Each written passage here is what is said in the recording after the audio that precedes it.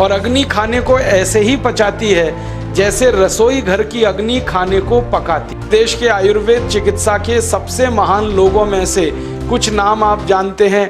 पहला नियम है खाना खाने के तुरंत बाद। अब मुझे एक प्रश्न का उत्तर दो आप कि जैसे ही आपने खाना खाया, देश के आयुर्वेद चिकित्सा के सबसे महान लोगों में से कुछ नाम आप जानते हैं, जैसे चरक ऋषि, जैसे सुश्रुत ऋषि, ऐसे एक ऋषि हुए बाघभट्ट। बाघभट्ट ऋषि ने एक पुस्तक लिखी है, उसका नाम है अष्टांग हृदयम, और एक पुस्तक लिखी है उसका नाम है अष्टांग संग्रहम। इन दोनों पुस्तकों में उन्होंने 7000 नियम बताए हैं, उनमें से 4 बताता हूं। अच्छे लगे तो आज से ही पालन करो और दूसरों को भी बताओ, ताकि कोई भी इन नियमों का पालन करे तो बीमार ही ना पड़े। ये चारों नियम हैं वात, पित्त और कफ को संतुलित रखने के लिए। अब वात, पित्त, कफ तीनों एक साथ आपके संतुलित रहें तो उसके लिए पहला नियम है खाना खाने के तुरंत बाद पानी नहीं पीना। ये पहला नियम है। आप बोलेंगे ये तो बड़ी मुश्किल बात है, खाना खाते ही पानी पीते हैं हम तो सबके सब, और बिना पानी पिए खाना ही नहीं खाते। कई लोग तो खाने से ज्यादा पानी पीते हैं, खाना कम खाते हैं, पानी ज्यादा पीते हैं। ये खाना खाने के बाद पानी कभी भी नहीं पीना, क्योंकि महर्षि बाघभट्ट कहते हैं भोजनांते विषम वारी, माने भोजन के अंत में पानी पियो तो जहर के पीने के जैसा है। इसलिए वो कहते हैं कभी भी खाने के तुरंत बाद पानी मत पियो। अब आप मुझे पूछोगे क्यों नहीं पिए, कारण बता दो। कारण मैं बताना चाहता हूं सरल भाषा में। हम जब खाना खाते हैं ना तो पेट में सारा खाना इकट्ठा होता है। पेट में एक स्थान होता है, उसको हम कहते हैं जठर।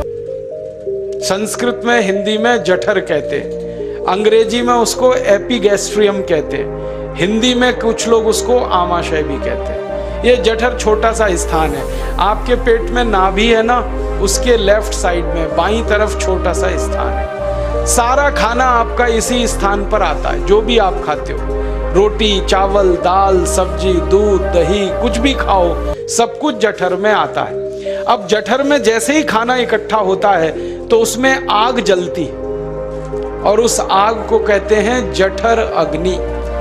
मिला के बोल देते हैं जठराग्नि। आप जैसे ही खाना खाते हो, पेट में जठर में अग्नि जलती है, वो अग्नि खाने को पचाती है, और अग्नि खाने को ऐसे ही पचाती है जैसे रसोई घर की अग्नि खाने को पकाती है। आपके रसोई घर में आप अग्नि जलाओ, उसके ऊपर दूध रख दो, दूध में थोड़ा चावल डाल दो, अग्नि जब तक जलती रहेगी खीर तब तक बनती रहेगी। आप घर में अग्नि जलाओ, उसके ऊपर पानी रख दो, उसमें दाल डाल दो, दाल की पकने की क्रिया तब तक चलेगी जब तक अग्नि जलेगी।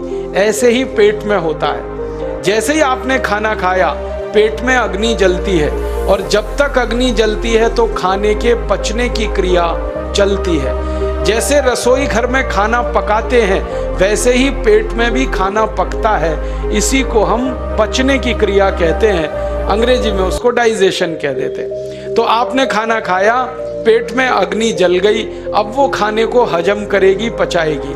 अब मुझे एक प्रश्न का उत्तर दो आप कि जैसे ही आपने खाना खाया, पेट में अग्नि जल गई और वो खाने को पचा रही है, तुरंत आपने गट गट गट गट पानी पी लिया, और खूब ठंडा पानी पी लिया, बर्फ मिलाया हुआ पानी पी लिया, फ्रिज का पानी पी लिया।